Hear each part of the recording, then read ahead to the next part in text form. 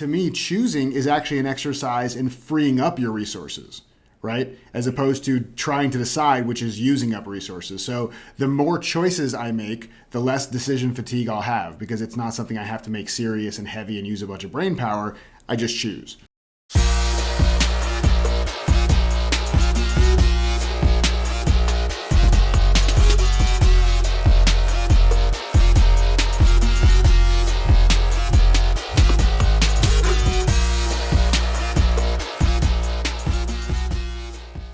Hey, look at that phone.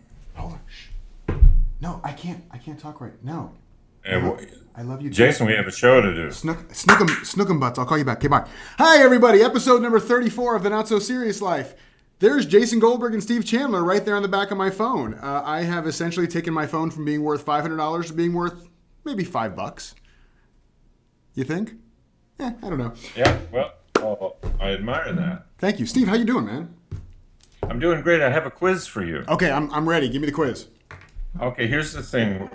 You failed the last quiz, but God, did you see the crap? Hold on. Did you see the crap that I got for that, by the way, real quick? You got to be open to that, though. People were really honest about how lame you were with the last, for not even knowing who Ringo was. Come on. Yeah, thank you. Now, what song does this coffee cup refer to?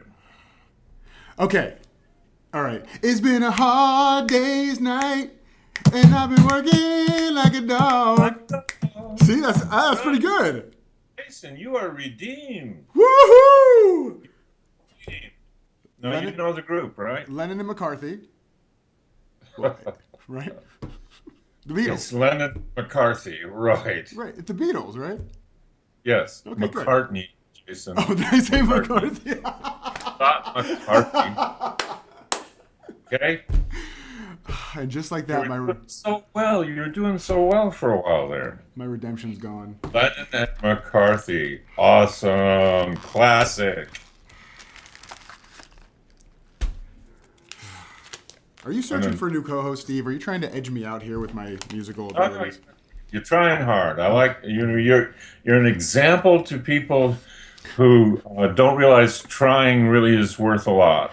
I'm an example to people that failure doesn't mean death. Over and That's right. over and Sorry, over. fail forward. Yes, I fail forward a lot. Okay. All right, question today comes from Anna. Anna says, how can I avoid decision fatigue in my everyday life? How can I avoid decision fatigue in my everyday life? She says, I have a lot of business owners that talk about decision fatigue. In fact, I was just listening to a podcast from a big name marketing guy who wears the exact same clothes. He has 40 of the same t-shirt every day and has his meals prepared for him so that he can focus on decision making in his business.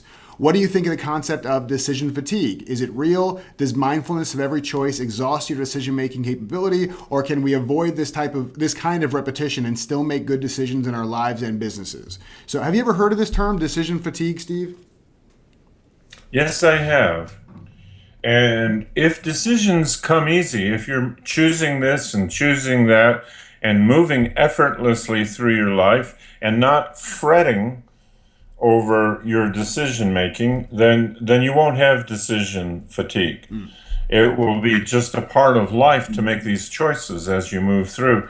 You're choosing all the time anyway. You're choosing what room to go into and all this, and it doesn't give you fatigue. But the fatigue comes from trying to decide, worrying that I'll make the wrong choice and all of that. That's where we get headaches.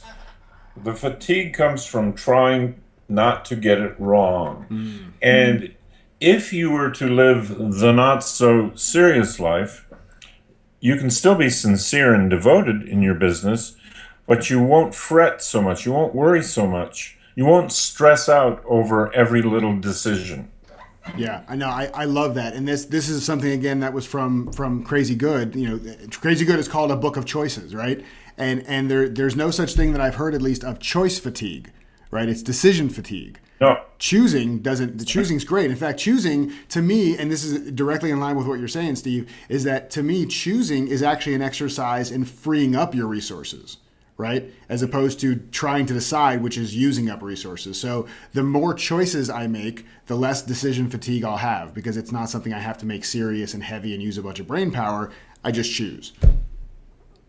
So I love that. Excellent. Yeah, I love that. And that's one of my favorite things. One of my favorite distinctions in your book is deciding versus choosing. That's such a big one. And we think it's the same thing. I think a lot of people think it's the same thing. And I'm sure you've heard that old adage, there's 4 frogs in a lily pad, 3 decide to jump, how many are left? And the answer is 4, because deciding and actually choosing to do it are 2 completely separate things. So the way to get around decision fatigue is to stop trying to decide everything and just choose. Wait a minute. How can 4 frogs be on a lily pad without the pad sinking? Huge lily pad, very buoyant, and there's this new technology that there's a jet stream that goes beneath the lily Must be pad. a North Carolina lily pad.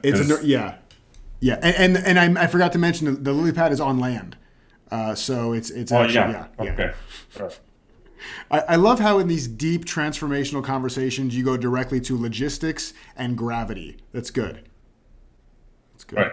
Yeah. Exactly. 4 frogs on a lily pad. Kind of hard to picture for me.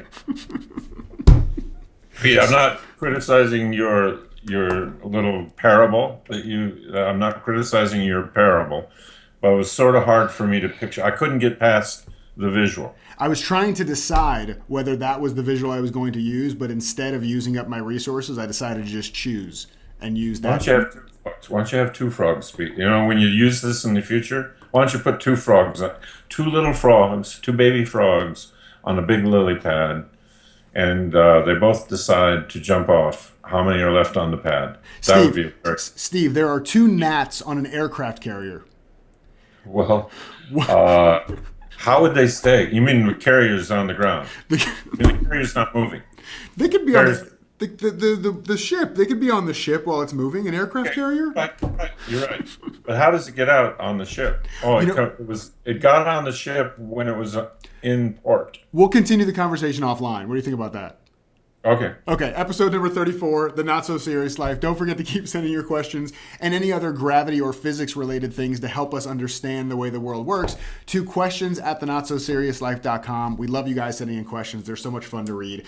And don't forget to go to our website, thenotsoseriouslife.com, and sign up for our free Inner Circle so you can get some sneak previews of our episodes in your email box and some cool daily wisdom quotes, which are always fun, and free stuff in your inbox and free stuff in your mailbox. And we just give, Steve. And I'm just shamelessly promoting us. We don't talk about it. We don't want to talk about it. Don't mention it.